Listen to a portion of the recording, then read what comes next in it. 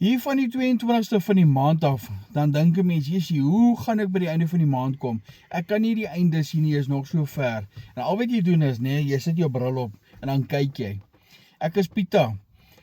As jy jou eie aanlyn besigheid bedryf, dan kry jy daily pay. Met ander woorde, jy hoef nie te wag vir die einde van die maand vir jou geld nie. En dit is wat dit so lekker maak, want hier by die 20ste, 22ste rond kan jy daarom nog geld kry. Jy kan daarom nog 'n inkomste kry en dit is beter vir jou.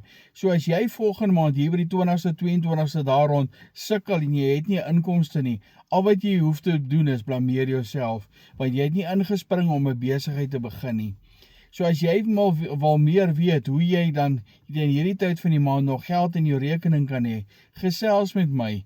Ek is Pieter, WhatsApp vir my nommer is net hier onder, en sê vir my daar in die comments, praat met my, en ek vertel vir jou, hoe doen ek dit. Baie dankie, Pieter is uit.